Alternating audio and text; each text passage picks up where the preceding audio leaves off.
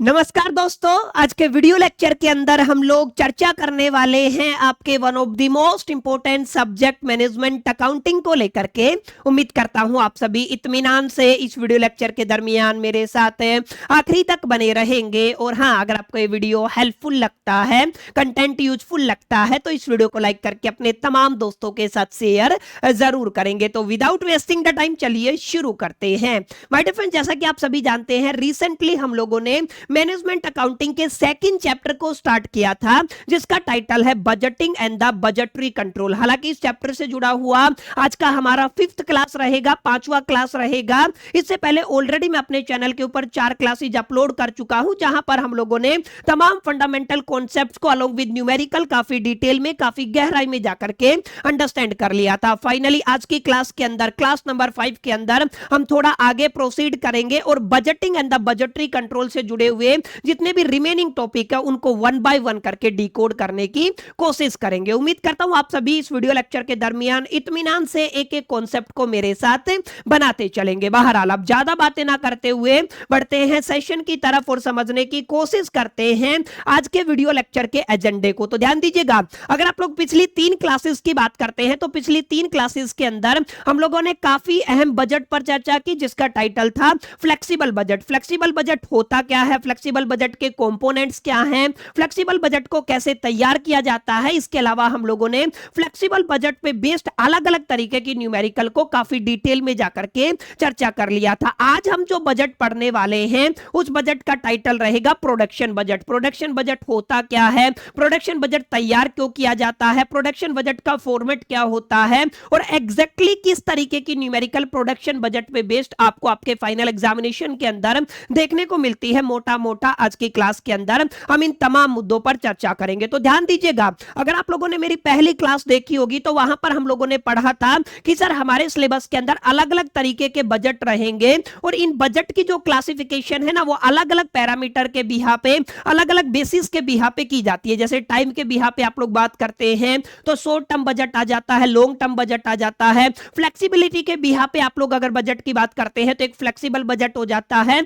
एक आपका rigid budget हो जाता है जिसको आप लोग फिक्स्ड बजट के नाम से जानते हैं। इसी तरीके से हम लोगों ने पढ़ा था सर फंक्शनलिटी के बिहा पे ना आपके फंक्शनल बजट होते हैं। तो आप लोगों को याद रखना है सर, जब भी आप लोग यहां पर प्रोडक्शन बजट की बात करेंगे तो प्रोडक्शन बजट का जो ताल्लुकात है, प्रोडक्शन बजट का जो रिलेशनशिप है वो किसके साथ रहने वाला है, सर फंक्शनल बजट के साथ रहने वाला है। तो जब भी आप लोग प्रोडक्शन बजट की बात करेंगे तो आपको जरूर थोड़ा सा फंक्शनल बजट को भी डिस्कस करना है। तो हम लोग क्या करने वाले हैं, सबसे पहले फंक्शनल बजट को समझेंगे। देखिए, फंक्शनल बजट का जो संबंध है ना ऐसे बजट से है जिनका ताल्लुकात किसी भी ऑर्गेनाइजेशन के किसी एक स्पेसिफिक डिपार्टमेंट या तो एक स्पेसिफिक फंक्शन से रहता है। इसका मतलब क्या है, ध्यान से समझिएगा।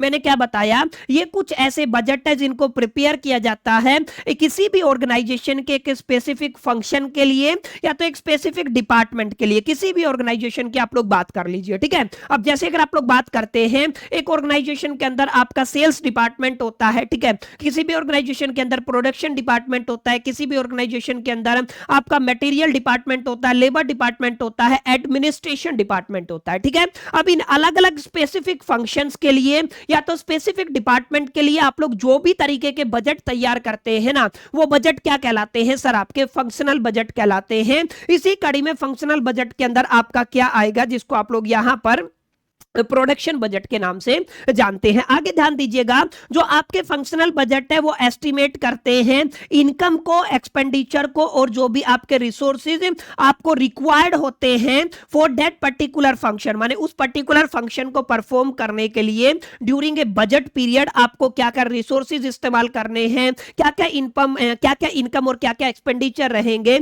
इसका एस्टिमेशन आपको कहां से देखने को मिलता है, सर आपको फंक्शनल बजट से देखने को मिलता है। क्लियर है। तो फंक्शनल बजट के काफी सारे बजट होते हैं, क्योंकि हमारे पास ऑर्गेनाइजेशन से रिलेटेड काफी सारे डिपार्टमेंट है और काफी सारे स्पेसिफिक फंक्शन है और उन सब के लिए आप लोग बजट तैयार करते हैं। वो उनका पर्टिकुलर बजट हो जाएगा, जिनमें से आपका एक बजट कौन रहने वाला है, सर आपका प्रोडक्शन बजट रहने वाला है, ठीक है। अगर आप लोग बात करते हो type of the functional budget की, तो हमारे पास मैंने बताया अलग अलग तरीके के फंक्शनल बजट है, जहां पर अगर आप लोग सेल्स बजट की बात करते हैं तो आपका ये भी एक बजट रहेगा। जैसे प्रोडक्शन डिपार्टमेंट से जुड़ा जुड़ा हुआ प्रोडक्शन बजट हो जाएगा। जैसे अगर आप लोग प्रोडक्शन कॉस्ट डिपार्टमेंट से जुड़ा हुआ प्रोडक्शन कॉस्ट बजट डिपार्टमेंट या प्रोडक्शन कॉस्ट बजट हो जाएगा। इसके अलावा आपका मटेरियल बजट रहेगा, लेबर बजट रहेगा, फैक्ट्री ओवरहेड बजट रहेगा, selling and distribution cost budget रहेगा, एडमिन कॉस्ट बजट रहेगा, कैपिटल एक्सपेंडिचर बजट रहेगा। इसी तरीके से आपका कैश बजट हो सकता है और लास्ट में जाके आप लोग क्या कह सकते हैं सर, आपका रिसर्च एंड डेवलपमेंट बजट रहेगा। कुल मिलाकर के आप लोग ये कह सकते हैं कि सर जितने भी फंक्शन होते हैं ना ऑर्गेनाइजेशन के अंदर या ऑर्गेनाइजेशन के जितने भी डिपार्टमेंट होते हैं उन तमाम डिपार्टमेंट के अंदर अलग अलग उनके रिस्पेक्टिव में बजट तैयार किए जाते हैं। उन बजट को उन्हीं डिपार्टमेंट के नाम से जाना जाता है। जैसे सेल्स डिपार्टमेंट से जुड़ा हुआ बजट क्या कहलाएगा, आपका सेल्स बजट कहलाएगा। क्लियर है। प्रोडक्शन डिपार्टमेंट से जुड़ा हुआ प्रोडक्शन बजट कहलाएगा। इस प्रोडक्शन बजट से जुड़ा हुआ एक और बजट रहेगा जिसको आप लोग प्रोडक्शन कॉस्ट बजट के नाम से जानेंगे। ठीक है। जैसे मटेरियल से मटेरियल बजट बनेगा, लेबर से लेबर बजट बनेगा, ओवरहेड हो गया, सेलिंग एंड डिस्ट्रीब्यूशन हो गया, एडमिन कॉस्ट बजट हो गया, कैपिटल एक्सपेंडिचर बजट हो गया और एक आपका क्या रहेगा सर, कैश बजट रहेगा। ठीक है। ये कुल मिलाकर के जितने भी फंक्शनल बजट होते हैं ना वो सारे आपको यहाँ पे देखने को मिलते हैं और भी बहुत सारे होते हैं। कुछ कुछ एग्जांपल मैं आप सभी के लिए चुन के लेके आया हूं ताकि आपको ये आइडिया लग सके कि फंक्शनल बजट के अंदर कौन कौन से बजट आते हैं और बुनियादी तौर पे हमें अपने सिलेबस के अंदर फंक्शनल बजट के किस किस बजट पर चर्चा करना है। देखिए पहली क्लास के अंदर ही मैंने क्लियर किया था, मोटा मोटा हम लोग 4 बजट पर बात करेंगे। सबसे पहला बजट जहां से 99 प्रोबेबिलिटी है, 99% चांसेस है कि एग्जामिनेशन के अंदर क्वेश्चन देखने को मिलेगा, वो फ्लेक्सिबल बजट रहेगा।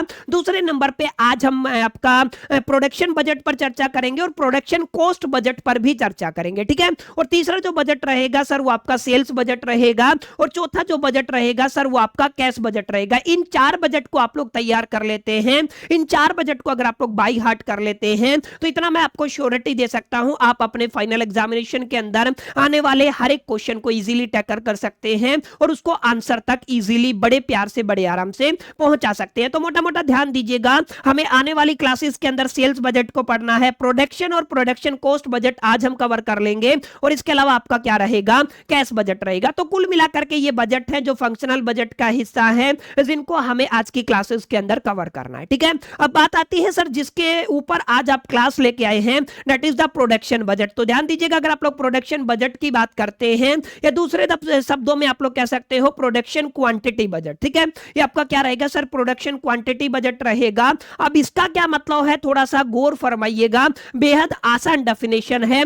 प्रोडक्शन बजट का क्या मतलब, बजट आप सभी ने पढ़ लिया, एक प्लानिंग करना होता है, क्वांटिटेटिव टर्म्स में हम लोगों ने पढ़ा था। ठीक है। तो जब भी आप लोग प्रोडक्शन बजट की बात करेंगे तो प्रोडक्शन बजट अपने आप में एक ऐसा क्वांटिटेटिव बजट होता है जो कहीं ना कहीं हमें एस्टिमेट करने में हेल्प करता है कि एग्जैक्टली हमारी एक्सपेक्टेड सेल्स के हिसाब से और एक्सपेक्टेड जो हमारी इन्वेंट्री की रिक्वायरमेंट है उसके हिसाब से एग्जैक्टली कितनी नंबर ऑफ यूनिट्स हमें प्रोड्यूस करनी है। माने प्रोडक्शन का मतलब होता है कितनी यूनिट आपको बनानी है, कितनी यूनिट आपको प्रोड्यूस करनी है और यूनिट बनती है आपकी एक्सपेक्टेड सेल्स के अकॉर्डिंग। ठीक है।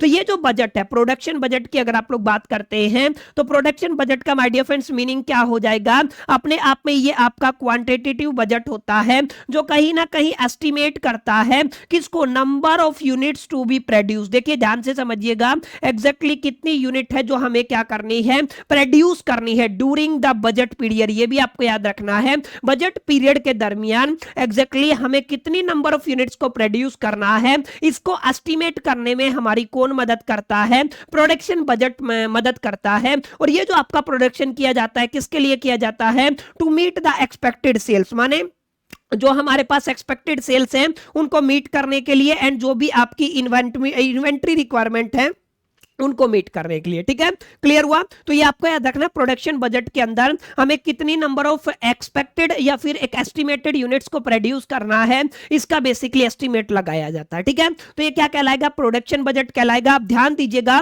प्रोडक्शन बजट को अगर आप लोग प्रिपेयर करना चाहते हैं तो पहले आपको सेल्स बजट तैयार करना पड़ेगा। सेल्स बजट तैयार होने के बाद ही आपका क्या होता है, प्रोडक्शन बजट तैयार होता है। और ध्यान दीजिएगा, प्रोडक्शन बजट है वो आपका बेस माना जाता है मटेरियल, लेबर और प्रोडक्शन कॉस्ट बजट के लिए, ठीक है। यानी कि अगर आप लोग प्रोडक्शन कॉस्ट बजट बनाना चाहते हैं तो प्रोडक्शन बजट पहले बनेगा, और प्रोडक्शन बजट के बिहाफ पे ही आप लोग मटेरियल बजट हो गया, लेबर बजट हो गया और प्रोडक्शन कॉस्ट बजट हो गया, इन तमाम बजट्स को क्या करते हैं, प्रिपेयर करते हैं। समझ में आया? तो याद रखिएगा, सबसे पहले सेल्स बजट बनेगा, सेल्स बजट के बिहाफ पे प्रोडक्शन बजट की बात होती है। समझ में आया? पर हम लोग किसके ऊपर चर्चा करेंगे, प्रोडक्शन बजट के ऊपर चर्चा करेंगे, और प्रोडक्शन बेहद आसान रहेगा। समझ में आया? अब एक मोटा मोटा फॉर्मूला आपको अपने दिलो दिमाग और जहन के अंदर बैठाना है। अगर आप लोग प्रोडक्शन की बात करते हैं, प्रोडक्शन पर चर्चा करते हैं, प्रोडक्शन को डिटेल में जाकर के समझना चाहते हैं, ठीक है। यहां पे ध्यान दीजिएगा, जब भी आप लोग प्रोडक्शन के फॉर्मूले की बात करेंगे तो हमारे पास एक बजटेड सेल्स रहेगा, बजटेड सेल्स का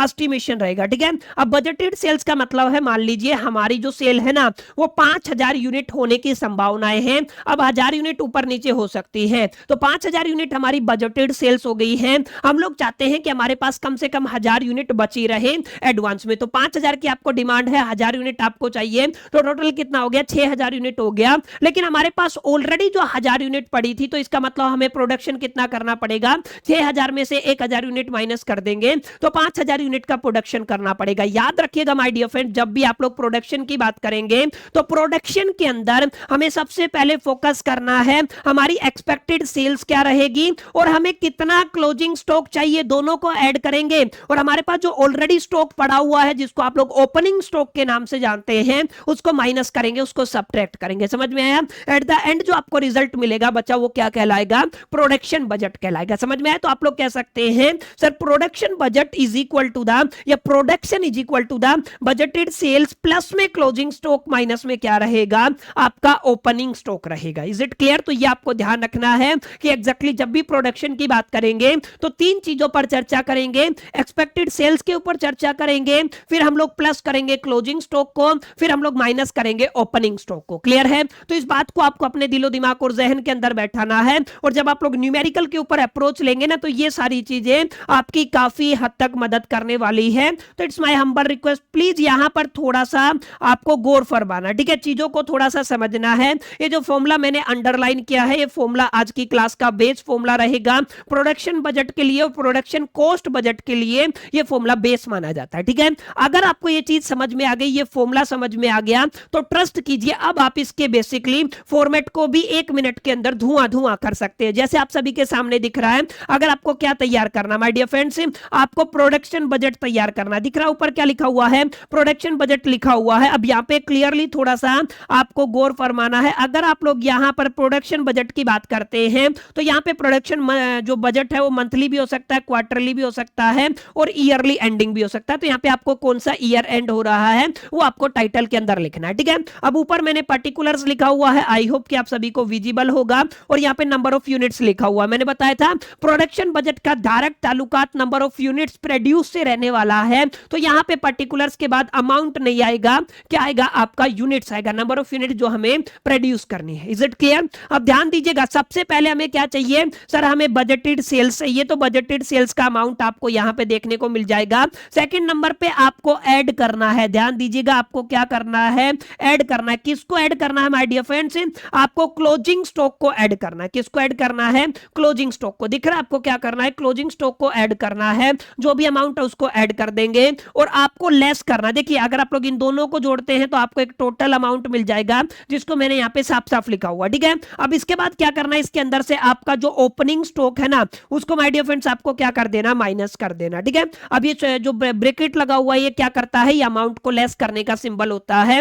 अब आपने बजटिंग सेल्स के अंदर या बजटेड सेल्स के अंदर अगर आपने क्लोजिंग स्टॉक को प्लस किया, ओपनिंग स्टॉक को माइनस किया, तो व्हाट वी हैव, हमें क्या मिलेगा, बजटेड प्रोडक्शन मिल जाएगा, ठीक है। तो ये आपका बजटेड प्रोडक्शन रहेगा। और माय डियर फ्रेंड्स प्लीज गौर तलब कीजिएगा, ये आपका यूनिट्स के अंदर रहेगा, ठीक है। किसके अंदर रहेगा, यूनिट्स के अंदर। तो कुल मिलाकर के प्रोडक्शन बजट से रिलेटेड सवाल आता है तो कोशिश कीजिएगा आपको बजटेड सेल्स मिल जाए, कोशिश कीजिएगा आपको क्लोजिंग स्टॉक मिल जाए, कोशिश कीजिएगा आपको ओपनिंग स्टॉक मिल जाए। क्लोजिंग स्टॉक को ऐड कीजिए सेल्स के अंदर और माइनस कीजिए ओपनिंग स्टॉक को, आपको जो रिजल्ट मिलेगा वो आपका प्रोडक्शन रहेगा, ठीक है। लेकिन यहां पे लोचा क्या है, ध्यान दीजिएगा, यहां पे डायरेक्ट वे में कभी भी आपको एग्जामिनर ना तो ओपनिंग स्टॉक देगा ना तो क्लोजिंग स्टॉक देगा, ठीक है। यहां पे हमें लॉजिकल रीजनिंग का इस्तेमाल करना पड़ेगा, हमें थोड़ा सा रेशनल लॉजिकल होके, थोड़ा सा विवेक का इस्तेमाल करके, थोड़ी सी नॉलेज, थोड़ी सी कॉन्सेप्ट की अंडरस्टैंडिंग के बिहाफ पे ना हमको ये देखना है कि यहाँ पे ओपनिंग क्या बन सकता है और क्लोजिंग क्या बन सकता है। समझा तू जो मैंने तेरे को बात बताया,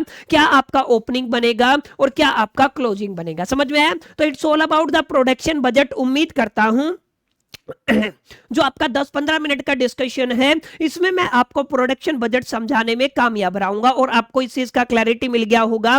फॉर्मेट का मीनिंग क्या है, फॉर्मेट किस तरीके से आता है, इसका फॉर्मूला क्या रहता है, इसकी बुनियादी जो बेसिक डेफिनेशन है वो क्या देखने को मिलती है। ठीक है, अब इसके बाद अगर आप लोग बात करते हैं माय डियर फ्रेंड्स, तो मैंने बताया प्रोडक्शन बजट से जुड़ा हुआ एक और बजट रहेगा जो अक्सर साथ साथ पूछे जाते हैं, जिसको आप लोग प्रोडक्शन कॉस्ट बजट के नाम से जानते हैं। तो टेक्निकली अगर आप लोग सोचेंगे, टेक्निकली अगर आप लोग थोड़ा सा अपने विवेक का इस्तेमाल करेंगे, तो आपको नाम से ही क्लैरिटी मिल जाएगा कि अगर आप लोग प्रोडक्शन कॉस्ट की बात करते हैं, प्रोडक्शन बजट के अंदर आपको पता चल गया कितनी यूनिट्स आपको प्रोड्यूस करनी है। ठीक है, एक बार आपको कितनी यूनिट प्रोड्यूस करनी है ये बात क्लियर हो गया, तो यहां पे नंबर ऑफ यूनिट्स का पता चला ना, उस यूनिट्स का कॉस्ट क्या पड़ेगा, उस यूनिट के ऊपर खर्चा कितना आएगा। अगर इस चीज को आपको एस्टिमेट करना है तो यहां पे आपकी कौन मदद करता है, सर प्रोडक्शन कॉस्ट मदद करता है। ठीक है, या प्रोडक्शन कॉस्ट आपका बजट मदद करता है, समझ में आया? तो प्रोडक्शन कॉस्ट बजट का मतलब होता है सर अपने आप में ये एक ऐसा बजट होता है जो कहीं ना कहीं हमें एस्टिमेट करने में हेल्प करता है total manufacturing cost of the producing, समझ में आया? यानी कि जो भी हमने प्रोड्यूस किया है उसकी टोटल मैन्युफैक्चरिंग कॉस्ट क्या रहेगी, इस चीज को एस्टिमेट करने में आपका प्रोडक्शन कॉस्ट बजट आपकी मदद करेगा। The budgeted output during the budgeting period, clear है? अब यहां पे क्या क्या इंक्लूड होगा ये जरा गौर तलब कीजिएगा। जब भी आप लोग प्रोडक्शन कॉस्ट बजट की बात करेंगे तो यहां पे आप लोग बेसिकली बुनियादी तौर पे डायरेक्ट मटेरियल को इंक्लूड करके चलेंगे, डायरेक्ट लेबर को इंक्लूड करके चलेंगे, डायरेक्ट एक्सपेंसेस को इंक्लूड करके चलेंगे, फैक्ट्री या प्रोडक्शन ओवरहेड को इंक्लूड करके चलेंगे। इनके अलावा अगर आपको कुछ भी दिखता है तो सब पूरा का पूरा मामला क्या हो जाएगा, एक्सक्लूड हो जाएगा। Is it clear? तो ध्यान दीजिएगा, ये आपकी वो तमाम चीजें रहेंगी जिनको माय डियर फ्रेंड्स हमें क्या करना है, इंक्लूड करके चलना है। समझ में आई मेरी बात? जो मैंने आपको बताया किन किन फैक्टर्स को आप लोग यहाँ पे नहीं बन रहा, छोड़ो, आपको क्या करना है, किन किन फैक्टर्स को यहाँ पे इंक्लूड करके चलना है। ठीक है, तो ये आपका क्या क्या इंक्लूड करके चलेंगे, आपका डायरेक्ट मटेरियल हो गया, डायरेक्ट लेबर हो गया, डायरेक्ट एक्सपेंस हो गया और फैक्ट्री ओवरहेड हो गया। ठीक है, तो प्रोडक्शन बजट आपकी मदद करेगा कि आपको कितनी यूनिट प्रोड्यूस करना है। ठीक है, इसके ऊपर एस्टिमेशन देगा और उन यूनिट को प्रोड्यूस करने में खर्चा कितना आएगा, ठीक है, आपका कॉस्ट कितना लगेगा, उसको अगर आपको कैलकुलेट करना है तो वहां पे हमारी कौन मदद करने वाला है, सर प्रोडक्शन कॉस्ट बजट मदद करेगा। ठीक है, यहाँ पे क्या क्या इंक्लूड करके चलेंगे, चार चीजों को याद रखना है। आपका मटेरियल होगा, direct material, direct labour, direct expense और आपका फैक्ट्री ओवरहेड। अगेन आप लोग can you repeat with me, मैंने क्या बताया, डायरेक्ट मटेरियल होगा, डायरेक्ट लेबर होगा, डायरेक्ट एक्सपेंस होगा और फैक्ट्री ओवरहेड होगा। ये चार मुद्दों पर आपको इंक्लूड करके चलना, बाकी सबको छोड़ दीजिएगा जब भी आप लोग प्रोडक्शन कॉस्ट बजट को तैयार करेंगे। ठीक है, अब यहां पे भी आपको एक फॉर्मेट दिख रहा होगा जिसका जो आप किससे ताल्लुकात रखता है, सर ऑब्वियस सी बात है प्रोडक्शन कॉस्ट बजट से ताल्लुकात रखता है। ठीक है, क्या लिखा हुआ है सर, अगर आप लोग प्रोडक्शन कॉस्ट बजट की बात करेंगे ईयर एंडिंग किसी के लिए भी, तो यहाँ पे आपको दो तीन चीजों पर थोड़ा सा गौर फरमाना है। सर क्या क्या रहेंगे, ध्यान दीजिएगा, यहाँ पे तो आपको पर्टिकुलर्स दिख रहा है। ठीक है, यहाँ पे आपको पर यूनिट कॉस्ट देखने को मिलेगा क्योंकि हमें यहाँ पे कॉस्ट कैलकुलेट करना। ठीक है, यहाँ पे आपको टोटल कॉस्ट देखने को मिलेगा, तो यहाँ पे आपको पर यूनिट कॉस्ट भी निकालना है और टोटल कॉस्ट भी निकालना है। ठीक है, अब यहाँ पे क्या क्या चीजें आएंगी मैं इस मुद्दे पर चर्चा कर चुका हूं। डायरेक्ट मटेरियल हो गया, डायरेक्ट लेबर हो गया, डायरेक्ट एक्सपेंस हो गया। अब डायरेक्ट को सबको ऐड कर देते हैं तो प्राइम कॉस्ट हो जाता है। ठीक है, अब अगर आप लोग यहाँ पे फैक्ट्री ओवरहेड को ऐड कर देते हैं तो ये आपका फैक्ट्री कॉस्ट हो जाएगा, या इसको आप लोग कहते हो कॉस्ट ऑफ प्रोडक्शन। ठीक है, इसको क्या कहते हो आप लोग यहाँ पर, बुनियादी तौर पे कॉस्ट ऑफ प्रोडक्शन कहते हो। Is it clear? तो ध्यान दीजिएगा, इसी तरीके की चीजें हैं, बिल्कुल आसान चीजें हैं। अगर एक बार आपने थोड़ा सा फोकस कर लिया, मेरी बताई हुई बातों पर गौर तलब कर लिया, तो मैं आपको इतना श्योरिटी दे सकता हूं आप लोग इस पर्टिकुलर चैप्टर से जुड़े हुए हर एक न्यूमेरिकल को बड़े प्यार से, बड़े आराम से टैकल कर सकते हैं, धुआं धुआं कर सकते हैं, इजीली सोल्व कर सकते हैं। समझ में आया? तो my dear friends, it's all about the two main budget जिनके बारे में अभी हमने चर्चा की। सर दो बजट कौन कौन से हैं? एक आपका प्रोडक्शन बजट है, दूसरा आपका प्रोडक्शन कॉस्ट बजट है, ठीक है। अब ध्यान दीजिएगा, थ्योरेटिकल पॉइंट ऑफ व्यू से कई बार एग्जामिनर आपको ये कहता है कि भाई साहब दोनों के बीच में फर्क करके बताओ, दोनों को डिफरेंशिएट करके बताओ। तो एक मैं कंपैरिजन करके लेके आया हूं आप सभी के लिए, ताकि आपको इस चीज का अंडरस्टैंडिंग हो सके कि दोनों के बीच में बुनियादी तौर पे क्या क्या फर्क होता है, ताकि जब भी आप लोग प्रोडक्शन बजट बनाए, प्रोडक्शन कॉस्ट बजट बनाए, तो तमाम चीजों को आप अपने दिलो दिमाग और जहन के अंदर रख करके बनाए, ठीक है। जैसे अगर आप लोग बात करते हैं सबसे पहले, तो यहां पे आप लोगों को क्लियरली विजिबल होगा, ऊपर आपका प्रोडक्शन बजट है, यहां पे सेकंड नंबर पे आपका प्रोडक्शन कॉस्ट बजट रहेगा, ठीक है। अब यहां पे जरा गौर तलब कीजिएगा, मीनिंग की अगर आप लोग बात करते हैं तो मीनिंग का मतलब क्या होता है, प्रोडक्शन बजट के अंदर हम लोग नंबर ऑफ यूनिट जो भी हमें प्रोड्यूस करनी है उसका एस्टिमेशन लगाते हैं। प्रोडक्शन कॉस्ट बजट के अंदर हम लोग एस्टिमेशन लगाते हैं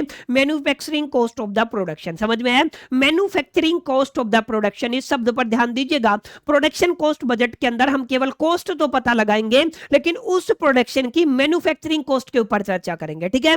दूसरा पॉइंट रहेगा सर यूनिट्स को लेकर के, मैंने बताया यहां पे प्रोडक्शन बजट के अंदर आप क्वांटिटी प्रोड्यूस करते हैं, अमाउंट प्रोड्यूस नहीं करते, ठीक है। अब प्रोडक्शन कॉस्ट बजट के अंदर आप लोग मनी की एग्जैक्टली हमारा कितना कॉस्ट आएगा, कितना खर्चा आएगा, इस मुद्दे पर चर्चा करते हैं, ठीक है। अब ये बात मैंने आपको बताया, अगर आप लोगों को प्रिपेयर करना है, इनकी प्रिपेयर्ड आफ्टर, अगर आप लोग प्रोडक्शन बजट की बात करते हैं तो सेल्स बजट के बाद आप लोग प्रोडक्शन बजट बनाते हैं। इसी तरीके से अगर आप लोग प्रोडक्शन कॉस्ट बजट बनाते हैं तो उससे पहले आपको प्रोडक्शन बजट का बनाना जरूरी है, यानी प्रोडक्शन बजट बेस्ड रहेगा, बेस होगा प्रोडक्शन कॉस्ट बजट के लिए, ठीक है। अब इसी तरीके से अगर आप लोग पर्पस की बात करते हैं तो मैंने बता दिया प्रोडक्शन बजट के अंदर आपको प्रोडक्शन वॉल्यूम को डिटरमाइन करना है, और प्रोडक्शन कॉस्ट बजट के अंदर आपको प्रोडक्शन कॉस्ट को एस्टिमेट करना, ठीक है। अब यहां पे केवल आप यूनिट को इंक्लूड करके चलते हैं, यहां पे आप लोग मटेरियल, लेबर, डायरेक्ट एक्सपेंस और फैक्ट्री ओवरहेड को इंक्लूड करके चलते हैं। इस मुद्दे पर हमने चर्चा किया है, ठीक है। अब अगर आप लोग एक्सक्लूड की बात करते हैं तो यहां पे आप लोग कॉस्ट को एक्सक्लूड करेंगे, लेकिन यहां पे ध्यान दीजिएगा जब भी आप लोग प्रोडक्शन कॉस्ट बजट प्रिपेयर करेंगे तो selling and distribution and administration expenses को आपको इंक्लूड नहीं करना है, ये सब क्या हो जाएंगे, एक्सक्लूड हो जाएंगे। और कॉस्ट आपका किस में एक्सक्लूड होगा, ये आपका बेसिकली प्रोडक्शन बजट के अंदर एक्सक्लूड होगा। आउटपुट की अगर आप लोग बात करते हैं तो ध्यान दीजिएगा, आउटपुट यहां पे क्या रहेगा, बजटेड प्रोडक्शन क्वांटिटी, यानी कि क्वांटिटी निकल के आएगा, ठीक है। यहां पे क्या निकल के आएगा, budgeted cost of the production, माने हमारा कॉस्ट क्या पड़ेगा, इसके ऊपर आपको रिजल्ट देखने को मिलने वाला है। समझ में आया? तो my dear friends, it's all about the detailed comparison between the production budget and the production cost budget. और अब हमने आपके इस बजट के तमाम फंडामेंटल कॉन्सेप्ट्स को समझ लिया है। अब इन तमाम फंडामेंटल कॉन्सेप्ट्स को यूज कैसे करना है, न्यूमेरिकल किस तरीके का आएगा, अप्रोच कौन सी रहेगी, किस तरीके से आप लोग इस तमाम नॉलेज को यूज करके वापर के एग्जैक्टली सॉल्यूशन कर सकते हैं प्रैक्टिकल क्वेश्चन का, इस मुद्दे पर मैं आप सभी के साथ चर्चा करूंगा। प्रोडक्शन बजट से जुड़ी हुई एक ही क्लास रहेगी, करीब करीब दो ही तरीके की न्यूमेरिकल है जो ग्रेजुएशन लेवल पे आपको पूछी जाती है। दोनों ही तरीके आज मैं कवर करा दूंगा, ताकि कोई भी क्वेश्चन हो उसके पीछे की अप्रोच को आप लोग समझ पाए और आप लोग उसके पीछे के लॉजिक को समझ पाए, ठीक है। इसी कड़ी में अगर आप लोग बात करते हैं पहली न्यूमेरिकल की, तो आई होप कि आपको इस तरीके की पूरी न्यूमेरिकल दिखेगी। ध्यान दीजिएगा, 15 नंबर तक का क्वेश्चन आपसे पूछा जाएगा, तो प्लीज एक एक पॉइंट को आपको अच्छे से पढ़ना है, एक एक पॉइंट को अंडरस्टैंड करना है। तो हम लोग न्यूमेरिकल को पढ़ते हैं ताकि आपको क्लैरिटी हो सके, ठीक है। चलिए, इलिस्ट्रेशन नंबर 2.1 है, यहाँ पे क्या लिखा हुआ है, यहाँ पे लिखा हुआ है the following information has been made available from the record of the precision tools limited, ये कोई कंपनी का नाम है, for the 6th month of the 2024। याद रखिएगा 6 महीने का डिटेल दिया गया है, जहां पे आपको क्या दी गई है, and the sales of the January 2025 in respect of the product tax. कोई भी आपका प्रोडक्ट टैक्स है और उससे जुड़ी हुई जानकारी आपको दी गई है। सर आपको नंबर ऑफ यूनिट्स दी गई है, ठीक है, क्या दी गई है, नंबर ऑफ यूनिट्स दी गई है, ठीक है। क्या लिखा हुआ है, जुलाई 2024 में 1100 यूनिट, ठीक है। आपको क्या कहता है, unit to be sold in different month, ये आपको यूनिट क्या करनी है, सोल्ड करनी है अलग अलग डिफरेंट मंथ के अंदर जो बिकी हुई यूनिट है, ठीक है। अगस्त के अंदर 1100 रहेगा, सितंबर के अंदर 1700 रहेगा, अक्टूबर के अंदर 1900 रहेगा, नवंबर के अंदर 2500 रहेगा, और दिसंबर के अंदर 2300 यूनिट रहेगा, और जनवरी के अंदर आपका 2200 यूनिट रहेगा, ठीक है। अगर आप लोग देखेंगे तो यहाँ पे detail 1 month, 2 month, 3 month, 4 month, 5 5, 6 और 7, टोटल कितने मंथ है? 7 मंथ है। क्वेश्चन क्या कहता है सर, करना किसके लिए? सर 6 मंथ के लिए करना है।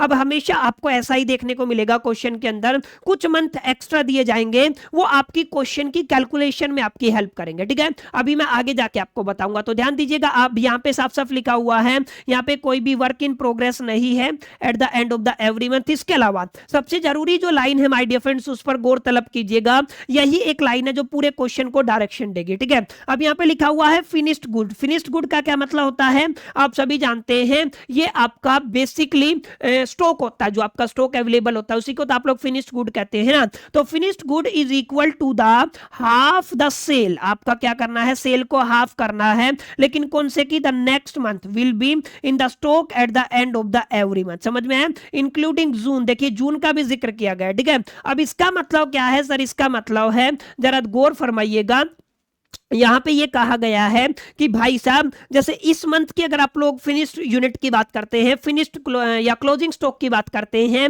जनवरी मंथ के लिए, ठीक है। तो जो फरवरी मंथ का जो सेल्स आया है ना, उसका आधा जनवरी का क्या होगा? फिनिश्ड गुड रहेगा, क्लोजिंग स्टॉक रहेगा। समझ में है? और ये जो बात है ये किसके ऊपर भी लागू होगी सर? ये जून के ऊपर भी लागू होगी। समझ में है? किसके ऊपर लागू होगी सर? जून के ऊपर लागू होगी। समझ में है? यानी कि जैसे अगर आप लोग सितंबर की बात करेंगे तो अगस्त में जो होगा ना, अगस्त में जो क्लोजिंग स्टॉक होगा सितंबर की सेल्स का आधा होगा। इसी तरीके से अक्टूबर के अंदर नवंबर की सेल्स का आधा होगा। ये जो महीना है, इस महीने के अंदर क्लोजिंग स्टॉक कैसे निकालना है? अगले महीने की सेल्स को आधा कर देना है। समझ में आया? यही आपका लॉजिक है, अगले महीने की सेल्स को क्या करना है? आधा करना है, ठीक है। अब आगे क्या लिखा हुआ है? आगे लिखा हुआ है, ध्यान दीजिएगा, आपको क्या करना है? Budgeted production and the production cost for the year ending 31 दिसंबर 2024।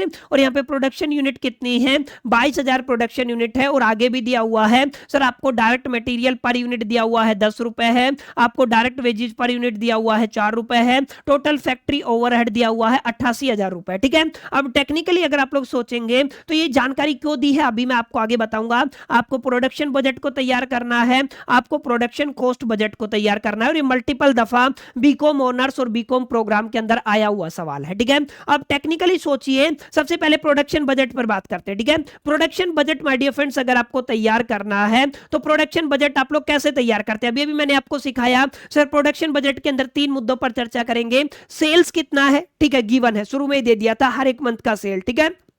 इसके अलावा आपको देखना है क्लोजिंग स्टॉक कितना है और ओपनिंग स्टॉक कितना है, ठीक है। अब जो बातें मैं आपको बताऊंगा ना, वहां पे ध्यान दीजिएगा, क्योंकि यहां पे आपको कंफ्यूजन हो सकता है, फिर बाद में आपको परेशानी होगी, ठीक है। तो यहां पे ध्यान दीजिएगा। सबसे पहले हम लोग बात करते हैं सर कौन कौन से मंथ की जानकारी हमारे पास अवेलेबल है। तो 6 महीने की बात करनी है तो हम लोग जुलाई से डेटा गिवन है, तो जुलाई के अंदर यूनिट्स होगी, अगस्त हो गया, सितंबर हो गया, अक्टूबर हो गया, नवंबर हो गया, दिसंबर हो गया, ठीक है। अब दिसंबर के बाद जनवरी भी गिवन था, अगर आप सभी को याद हो, वो जनवरी कैलकुलेशन के प्रोस्पेक्टिव से गिवन था, उसका क्या यूज होगा मैं अभी आपको बताऊंगा, ठीक है। पहले हम लोग लिख लेते हैं इन 6 महीने का जो डेटा गिवन है प्रोडक्शन बजट के लिए, उनके अंदर सेल्स कितनी गिवन है। तो अगर आप लोग देखेंगे एस्टिमेटेड सेल्स क्वेश्चन के अंदर गिवन थी, जुलाई के अंदर 1100 यूनिट, अगस्त के अंदर 1100 यूनिट, सितंबर के अंदर 1700 यूनिट, अक्टूबर के अंदर 1900, नवंबर के अंदर 2500 और दिसंबर के अंदर कितनी है? 2300 यूनिट है, ठीक है। अब हमें चाहिए सर, हमें जो क्लोजिंग स्टॉक है ना उसको प्लस करना है। यहां पे क्या करना है? क्लोजिंग स्टॉक को ऐड करना है। तो यहां पे देखिए आपको क्या करना है? क्लोजिंग स्टॉक को ऐड करना है। कुल क्लोजिंग स्टॉक के अंदर पॉलिसी क्या कहता है क्वेश्चन के अंदर? जो अगले महीने का सेल है ना, वो उसका आधा पिछले महीने का क्लोजिंग होगा। समझ में आया? माने अगर आप लोग जुलाई की बात करते हैं तो अगस्त, जुलाई से अगला मंथ कौन सा है? अगस्त। अगस्त के अंदर सेल कितने का हुआ है सर? 1150 यूनिट का हुआ है, इसका आधा कर दो। 1150 यूनिट माने 550 यूनिट, 550 यूनिट क्लोजिंग स्टॉक होगा। समझ में आया? तो यहां पे इसका संबंध आपको समझना है, ऐसा कैसे निकला, ठीक है। क्वेश्चन के अंदर लिखा हुआ था, तो यहां पे अगर आप लोग टेक्निकली सोचते हैं, अगर आप लोग जुलाई की बात करेंगे तो अगस्त पर फोकस कीजिए। अगस्त के अंदर कितनी यूनिट है? 1100, इसका आधा कितना हो जाएगा? 550, ठीक है। अब अगर आप लोग सितंबर में देखेंगे तो सितंबर में कितनी है? 1700 यूनिट, ठीक है। इसका आधा हो जाएगा अगस्त, कितना हो जाएगा? 850 यूनिट। समझ में है?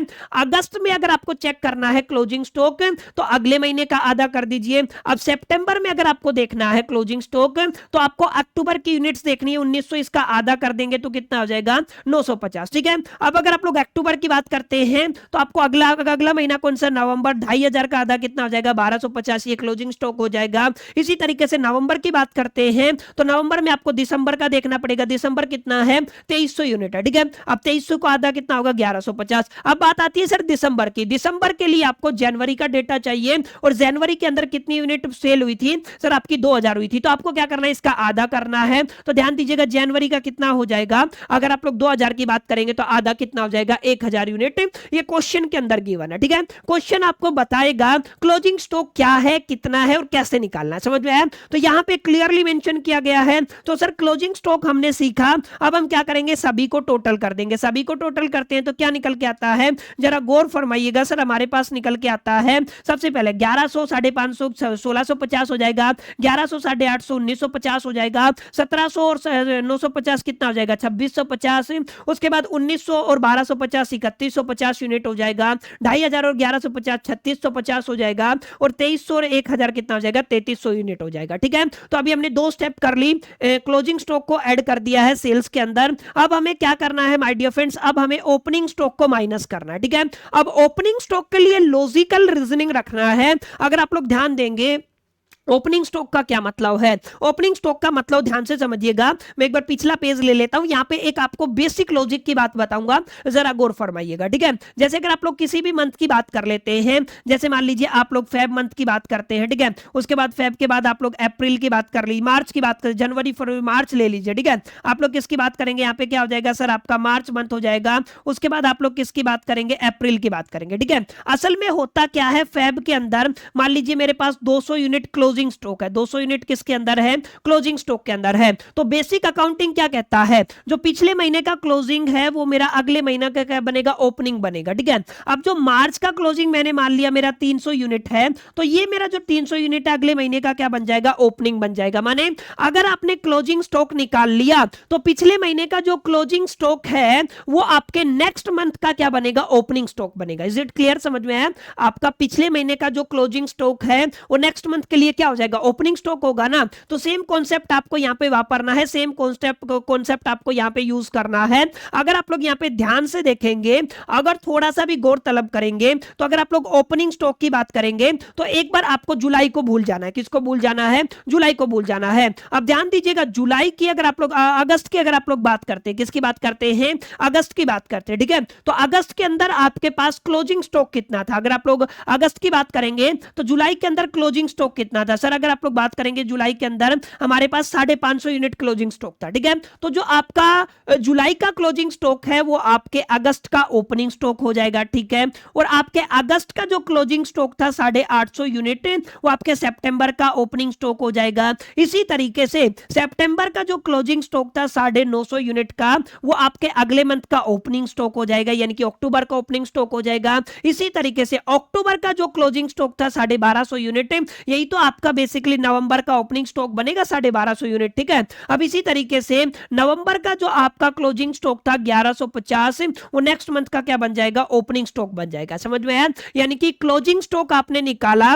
लास्ट मंथ का जो क्लोजिंग स्टॉक है ना वो उससे नेक्स्ट मंथ का ओपनिंग बन जाएगा। समझा। अब सवाल ये आता है कि सर ये आपका जुलाई का जो क्लोजिंग था वो तो अगस्त के पास चला गया, अगस्त का सितंबर के पास, सितंबर का अक्टूबर के पास, अक्टूबर का नवंबर के पास, नवंबर का दिसंबर के पास। ठीक है, लेकिन एक मंथ हमारा रह गया सर, वो क्या है, अगर आप लोग टेक्निकली सोचेंगे तो सर वो आपका जुलाई रहेगा। क्या रहेगा, जुलाई रहेगा। अब जुलाई के लिए आपको क्या करना है, मैं सीधा सा हैक बता देता हूं, इसके पीछे लॉजिक भी है, लेकिन आपको याद रखना हर एक क्वेश्चन आप लोग इस तरीके से टैकल कर पाएंगे। यहां पे जो आपको बेसिकली गिवन है डेटा, कितना गिवन है, 1100 यूनिट गिवन है। कितना यूनिट गिवन है, 1100 यूनिट गिवन है। ठीक है, अब ये जो 1100 यूनिट है ना, अब इन्होंने क्या बोला था, क्लोजिंग के स्टॉक के टाइम पे कितना परसेंटेज बोला था, हाफ बोला था, तो आपको इसको एग्जैक्ट हाफ यहां पे कर देना। ठीक है, यानी कि एक टेक्निक होता है जिससे आप लोग क्वेश्चन को सोल्व कर पाएंगे। जो आपका मंथ बच गया जहां पे आप लोग अपना लॉजिक नहीं लगा पा रहे हैं, आपको उसी मंथ की नंबर ऑफ यूनिट चेक करनी है, और क्लोजिंग स्टॉक के लिए जो पॉलिसी दिया गया था उसी के हिसाब से 50% है तो 50%, 40% है तो 40%, 30% है तो 30%, वो वाला लॉजिक आप लोग यहां पर पुट कर देंगे। तो सर ये आपका क्या हो गया, 550 यूनिट हो गया। ठीक है, अगर आप लोग 1650 के अंदर 550 ऐड करें, माइनस करेंगे 1100 आ जाएगा। 1950 में से 550 ऐड करेंगे 1400 आ जाएगा। 2650 में से आपका 800 माइनस करेंगे, सॉरी ऐड नहीं करेंगे, माइनस करेंगे, ठीक है, क्योंकि लेस करना है ना। तो 1800 आ जाएगा, यहाँ पे 2200 यूनिट आ जाएगा, यहाँ पे 2400 यूनिट आ जाएगा, यहाँ पे 2150 यूनिट आ जाएगा। सबको टोटल करते हो तो 11050 यूनिट आ जाएगा। ये टोटल प्रोडक्शन है। समझ में आई मेरी बात? अब मैं दोबारा से रिवाइज करा देता हूं ताकि आपको सारी चीजें समझ में आए। ये क्वेश्चन अगर आप लोग समझ गए तो आपको क्लैरिटी होगा। मैं एक बार पूरा मिटा देता हूं, ठीक है, ताकि आपको थोड़ा सा बेटर अंडरस्टैंडिंग हो सके। देखिए, estimated sales my dear friends, भाइयों और बहनों, आपको गिवन है, ठीक है। एस्टिमेटेड सेल्स क्वेश्चन के अंदर गिवन है आपका जुलाई के लिए 1100 यूनिट है, अगस्त के लिए 1100 है, सितंबर के लिए 1700 है, अक्टूबर के लिए 1900 है, नवंबर के लिए 2500 है और दिसंबर के लिए 2300 है, ठीक है। क्वेश्चन क्या कहता है? क्लोजिंग स्टॉक, जिसको आप लोग फिनिश गुड के नाम से जानते हैं, वो क्या रहेगा? अगले महीने की जो सेल है उसका 50% पिछले महीने का क्लोजिंग स्टॉक रहेगा, ठीक है। जैसे अगर आप लोग जुलाई की बात करते हैं तो जुलाई से नेक्स्ट मंथ कौन है सर? हमारा अगस्त है। अगस्त की सेल कितनी है सर? 1100। 1100 का 50% कितना होगा? 550, ठीक है। अब अगस्त का चेक करना तो सितंबर की सेल 1700 है, इसका आधा कर दीजिए, 850 आ जाएगा। इसी तरीके से सितंबर के अंदर अक्टूबर की सेल्स का आधा कर देंगे, 1900 का आधा कितना हो जाएगा? 950 है। अगर आप लोग अक्टूबर की बात करते हैं तो नवंबर की सेल्स कितनी है? 2500, इसका आधा कर देंगे, 1250 आ जाएगा। नवंबर के अंदर आप लोग दिसंबर की सेल्स 2350 है, इसका आधा कर देंगे, 1150 आ जाएगा, ठीक है। अब ध्यान दीजिएगा, इन्होंने ऑलरेडी जनवरी का भी सेल्स दिया था, 2000 गिवन था, तो 2000 का आधा कर देंगे तो दिसंबर का आ जाएगा कितना? आ गया 1000, ठीक है। अब अगर आप इन सबको टोटल कर देते हैं तो यहां पे आपको एक डेटा मिल जाएगा, ऐड करने के बाद ये आपको रिजल्ट मिल गया। अब इतना काम अगर आपने कर लिया तो अब बात आती है ओपनिंग स्टॉक की। मैंने बताया पिछले महीने का क्लोजिंग स्टॉक नेक्स्ट मंथ का क्या हो जाएगा? ओपनिंग स्टॉक हो जाएगा, ठीक है। अब क्योंकि डेटा जुलाई से गिवन है तो जुलाई का जो क्लोजिंग स्टॉक है कहां पे चला जाएगा? अगस्त के अंदर चला जाएगा, ठीक है। तो जुलाई का जो क्लोजिंग स्टॉक है, अगर आप लोग गौर तलब कीजिएगा, जुलाई का जो क्लोजिंग स्टॉक है माय डियर फ्रेंड्स कितना था? 550 यूनिट था, तो देखिए 550 यूनिट यहाँ पे आ गया, ठीक है। अब इसी तरीके से अगस्त का कहां पे चला जाएगा? सितंबर के अंदर। सितंबर का कहां चला जाएगा? आपका अक्टूबर के अंदर। अक्टूबर का कहां चला जाएगा? नवंबर के अंदर। और नवंबर का कहां पे चला जाएगा? दिसंबर के अंदर। समझ में आया? तो यहां पे ये इस तरीके से जो आपका प्रीवियस मंथ का जो क्लोजिंग है वो नेक्स्ट मंथ का क्या हो जाएगा? फॉलोइंग मंथ का क्या हो जाएगा? ओपनिंग। अब यहां पे ध्यान ये देना है सर, जो मंथ बच गया जिसको आप लोग जुलाई मंथ कह रहे हैं, उसके लिए ध्यान रखना, क्लोजिंग स्टॉक के लिए क्या गाइडलाइन दिया था? 50%। तो उसी मंथ का जो सेल्स है ना उसका 50% आपको कर देना है। तो सर कितना मिल जाएगा? 550 यूनिट मिल जाएगा। तो ये जो आपका टोटल हुआ है ना, इसके अंदर से अगर आप लोग ओपनिंग स्टॉक को माइनस करते हैं तो ये फलाने फलाने प्रोडक्शन यूनिट आपको देखने को मिलेंगे हर एक मंथ वाइज। और अगर आप लोग इनका टोटल करते हैं तो 11050 यूनिट का प्रोडक्शन आपको करना है according to this production budget for the 6 month ending December 2024। समझ में आई मेरी बात जो मैंने आपको बताया कि एग्जैक्टली प्रोडक्शन बजट को कैसे तैयार करना, ठीक है। अब अगर आपको यह पता चल गया कि कितनी यूनिट का प्रोडक्शन होगा, ठीक है, तो अब आप लोग क्या कर सकते हैं? अब आप लोग यहाँ पे प्रोडक्शन कॉस्ट यूनिट निकाल सकते हैं, ठीक है। अब प्रोडक्शन कॉस्ट यूनिट के अंदर अगर आप लोग गौर तलब कीजिएगा तो यहाँ पे 2-3 चीजें दी गई हैं। Direct material per unit cost दिया है। देखिए, एक कॉस्ट का कितना यूनिट है? एक कॉस्ट का जो डायरेक्ट मटेरियल खर्च कितना आ रहा है? 10 रुपया, ठीक है। तो आप लोग एक जो भी आपका डेटा आया है, कितनी पे यूनिट आपको प्रोड्यूस करनी है सर? 11050 यूनिट प्रोड्यूस करनी है, ठीक है। तो आप क्या करेंगे यहाँ पे? अगर आप लोग थोड़ा सा टेक्निकली सोचें तो हम लोग अगर आप लोग सबसे पहले हम क्या कर रहे हैं सर? आपका प्रोडक्शन कॉस्ट बजट तैयार कर रहे हैं, ठीक है। अब यहाँ पे ध्यान दीजिएगा, हमें प्रोडक्शन कितनी यूनिट का करना है सर? 11050 यूनिट का करना। कहां से आया सर? अभी अभी हमने प्रोडक्शन बजट तैयार किया, ठीक है। अब ध्यान दीजिएगा, अगर आप लोग थोड़ा सा टेक्निकली सोचेंगे, डायरेक्ट मटेरियल कॉस्ट एक यूनिट का कितना है? 10 रुपया है। हमें 1150 यूनिट का तैयार करना, मल्टीप्लाई कर देंगे, 1,10,500 आ जाएगा, ठीक है। इसी तरीके से आपको डायरेक्ट वेजेस दी गिवन है, कितना है? 4 रुपया गिवन है, ठीक है। अब यहाँ पे कितनी यूनिट के लिए निकालना है? 11050 यूनिट के लिए निकालना है, तो कितना आ जाएगा आपका? 44200 आ जाएगा, ठीक है। अब फैक्ट्री ओवरहेड की अगर आप लोग बात करते हैं तो यहाँ पे ध्यान दीजिएगा, यहाँ पे हमें प्रोडक्शन यूनिट कितनी गिवन थी सर? 22000 यूनिट गिवन थी। और यहाँ पे बताया गया था टोटल फैक्ट्री ओवरहेड कितना आया था? 88000 आया था। तो क्वेश्चन ये कहता था सर 22000 यूनिट जब आप लोग बनाते हैं तो फैक्ट्री ओवरहेड कितना निकल के आता है? 88000 निकल के आता है, ठीक है। तो आप लोग क्या करेंगे? पर यूनिट फैक्ट्री ओवरहेड के लिए इस 88,000 को अगर आप लोग 22,000 से डिवाइड कर देंगे तो आपको पर यूनिट फैक्ट्री ओवरहेड का कॉस्ट मिल जाएगा, जो कि मैंने यहाँ पे दिखाया हुआ है। ठीक है, अगर आप लोग देखेंगे तो यहाँ पे लिखा हुआ है फैक्ट्री ओवरहेड पर यूनिट। तो आपका जो टोटल कॉस्ट था नंबर ऑफ यूनिट से डिवाइड कर देंगे तो 4 रुपए एक यूनिट का आ गया। अब हम इसको हमारे प्रोडक्शन से मल्टीप्लाई कर देंगे। फैक्ट्री ओवरहेड एक यूनिट का 4 रुपया कॉस्ट है, 11,050 यूनिट प्रोड्यूस करनी है, 44,200 आ जाएगा। ठीक है, टोटल अगर आप लोग प्रोडक्शन कॉस्ट की बात करेंगे तो 1,98,900 आ जाएगा। माने हमें इतना प्रोडक्ट इतना पैसा चाहिए इस यूनिट को प्रोड्यूस करने के लिए, जो कि कितनी है 11,050 है। Is it clear? तो माय डियर फ्रेंड्स, यहाँ पे दो मुद्दों पर मैंने आप सभी के साथ चर्चा की। एक तो आपका प्रोडक्शन बजट कैसे बनाया जाएगा, ओपनिंग स्टॉक कैसे निकालना है, क्लोजिंग स्टॉक कैसे निकालना है। ठीक है, उसके बाद प्रोडक्शन कॉस्ट बजट कैसे तैयार किया जाता है। ठीक है, उम्मीद करता हूं यहां तक चीजें आपको समझ में आई होंगी। ये आपका एक बेसिक सा क्वेश्चन था। एक तो इस तरीके की न्यूमेरिकल है। ठीक है,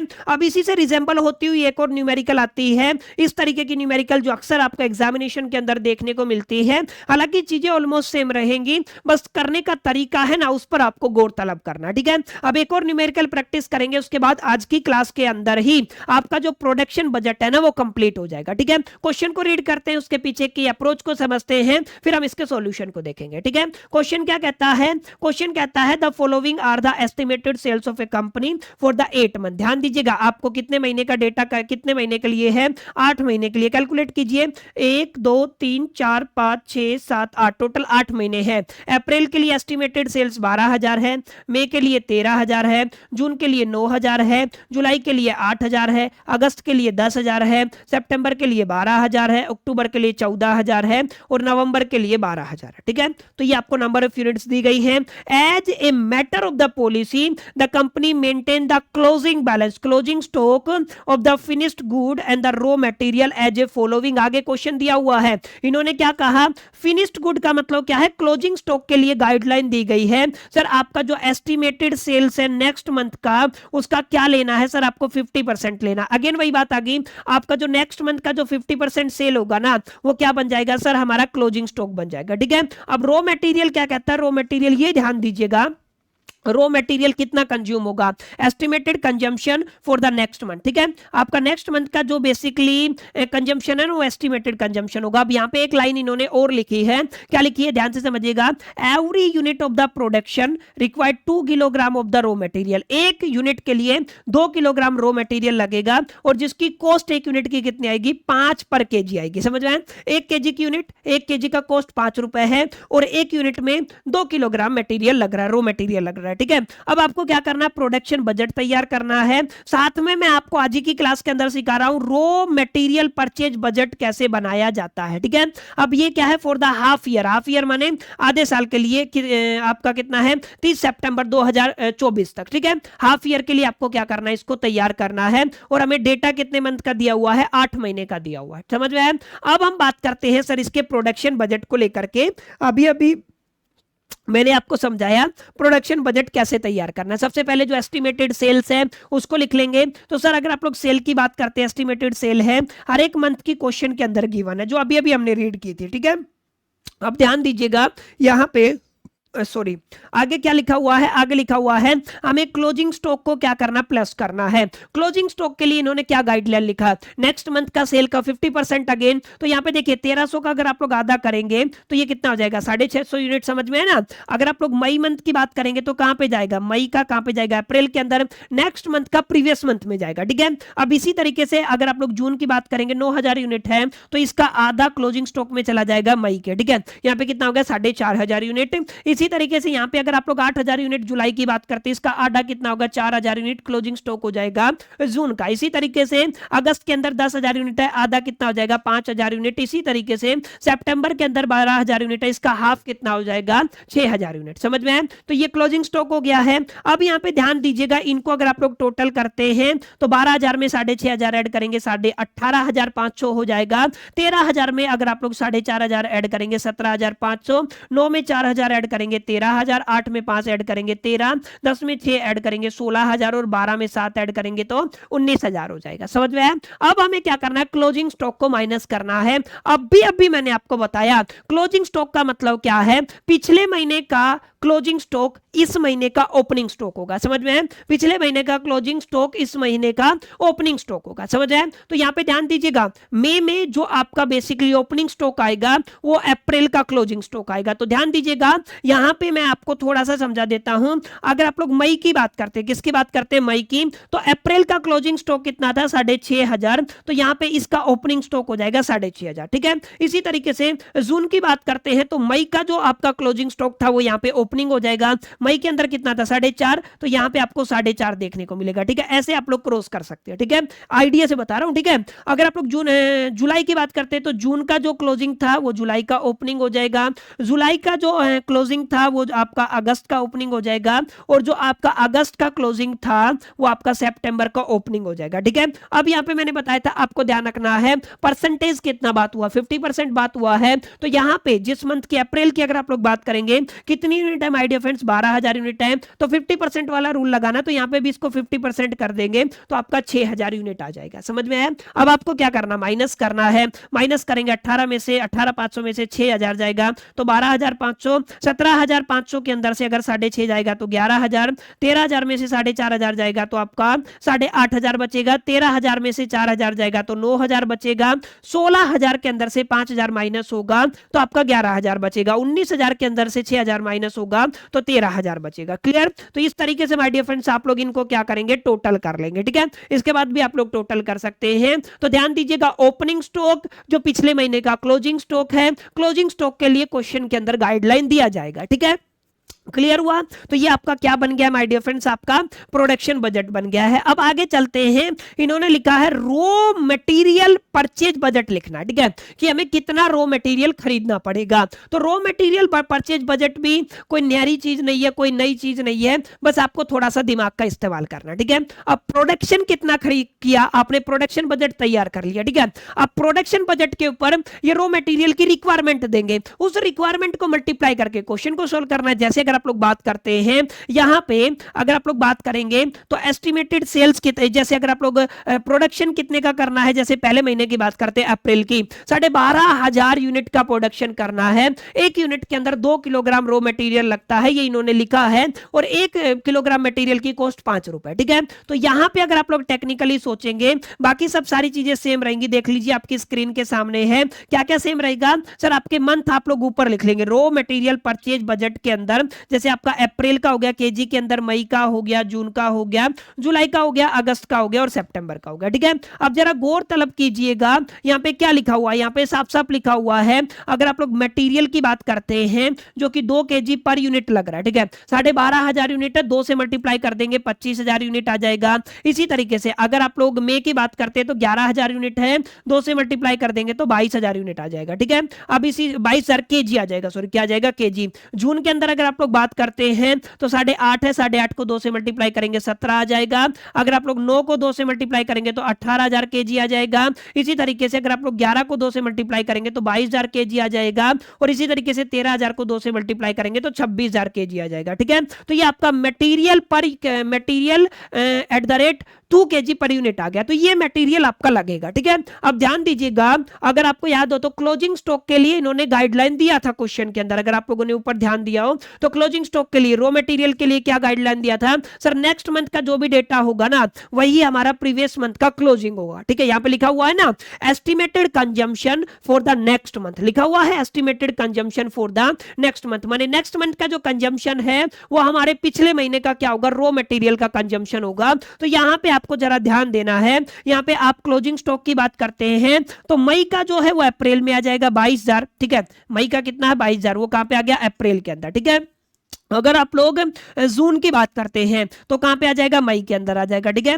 अब जैसे आपका मई के अंदर जून का आएगा, जून के अंदर जुलाई का आएगा, और जुलाई के अंदर आपके अगस्त का आ जाएगा, अगस्त के अंदर आपके सितंबर का आ जाएगा, अब सितंबर के अंदर आपका अक्टूबर का आ जाएगा, जो कि यहाँ पे आपको डिटेल शुरू में गिवन था, इसके लिए भी कैलकुलेट कर लेना क्योंकि अक्टूबर का डेटा भी हमें गिवन है। ठीक है, क्लियर हुआ? तो ये आपको थोड़ा सा ध्यान देना है। इस तरीके से आप क्या करेंगे, यहां पर क्लोजिंग स्टॉक फाइंड आउट करेंगे, और क्लोजिंग स्टॉक फाइंड आउट करके सबको हमें क्या कर देना है माय डियर फ्रेंड्स, टोटल कर देना। समझ में? क्या कर देना है, सबको टोटल कर देना। अब क्या करना है, ओपनिंग स्टॉक। ओपनिंग स्टॉक के लिए मैंने अभी अभी आपको बताया था, जब भी ओपनिंग स्टॉक की बात करेंगे तो पिछले महीने का क्लोजिंग नेक्स्ट मंथ का क्या हो जाएगा, ओपनिंग हो जाएगा। ठीक है, अब यहां पे ध्यान दीजिएगा, इन्होंने रॉ मटेरियल के लिए गाइडलाइन क्या लिखा, अगले मंथ का एज इट इज सेल पिछले मंथ में। तो यहां पे अप्रैल के लिए अगर आप लोग बात करेंगे तो अप्रैल का सेल कितना है आपका, देखिएगा 22,000 क्लोजिंग है, तो यहां पे भी कितना आ जाएगा, 22,000 आ जाएगा। ठीक है, तो यहाँ सॉरी मैं गलत बोल गया, कहां पे गया, अप्रैल के अंदर कितना है, 25,000 है, तो यहाँ पे भी कितना आ जाएगा, 25,000 पिछली क्लास सॉरी पिछले क्वेश्चन के अंदर कराया था। अब ध्यान दीजिएगा, अगर आप लोग बात करेंगे ओपनिंग का तो यहाँ पे क्लोजिंग कितना था, 22, तो यहाँ पे 22 आ जाएगा। मई में क्लोजिंग कितना था, 17, तो जून का ओपनिंग हो जाएगा। अब जून में कितना था क्लोजिंग, 18, तो जुलाई का ओपनिंग हो जाएगा। अब जुलाई के अंदर क्लोजिंग कितना था, 22, अगस्त का ओपनिंग हो जाएगा। अब अगस्त के अंदर कितना था क्लोजिंग, 26, तो ये आपके सितंबर का ओपनिंग हो जाएगा। ठीक है, माइनस करेंगे तो हमें क्या मिल जाएगा, रिजल्ट मिल जाएगा। सर अगर आप लोग 47 में से 25 माइनस करेंगे 22 आ जाएगा, 39 के अंदर से 22 माइनस करेंगे 17, 18, 22, 26 और 26। ठीक है, ये 26,000, 17,000, 22,000, 18,000 है, ये आपका किलोग्राम के अंदर है। और 1 किलोग्राम पे कॉस्ट कितना आ रहा है, अगर आपको याद हो तो 5 रुपया आ रहा है। हर एक डेटा को अगर आप लोग 5 से मल्टीप्लाई कर देते, क्या कर देते हैं, 5 से मल्टीप्लाई, तो 22,000 को 5 से मल्टीप्लाई करेंगे 1,10,000, 17 को अगर 5 से मल्टीप्लाई करेंगे 85, 18 को 5 से करेंगे 90, 22 को अगर 5 से करेंगे तो 1,10,000, अगर आप लोग 26 को करेंगे 1,30,000, 26 को करेंगे तो 1,30,000। समझ में आया? तो यहां पे रॉ मटेरियल परचेज बजट भी एग्जामिनेशन के अंदर कई बार पूछ लिया जाता है, तो मेरी कोशिश रही तीनों बजट आपको समझा पाऊं ताकि आपको क्लैरिटी हो सके। ठीक है, तो my dear friends, it's all about the production budget, जहां पर हम लोगों ने मल्टीपल न्यूमेरिकल को एक्सप्लोर किया, चीजों को समझने की कोशिश की, कैसे चीजें मूव ऑन होती है, क्या क्या फंडामेंटल कॉन्सेप्ट है जिनका हम लोग इस्तेमाल करते हैं, और किस अप्रोच का, किस स्ट्रेटजी का यूज करके हम लोग क्वेश्चन को सोल्व करते हैं। उम्मीद करता हूं ये जो क्लास नंबर 5 है प्रोडक्शन बजट से जुड़ी हुई, ये आपको पसंद आई होगी, सेशन आपको अच्छा लगा होगा। सेशन अच्छा लगा तो इस वीडियो को लाइक जरूर कर दीजिएगा, अपने तमाम दोस्तों के साथ शेयर करना मत भूलिएगा। पहली दफे चैनल पे आए हैं तो सब्सक्राइब करके बेल आइकन को जरूर प्रेस कर दीजिएगा। इस वीडियो के अंदर इतना ही, मिलते हैं नेक्स्ट वीडियो के अंदर, जब तक के लिए तो so all the best, till then keep learning.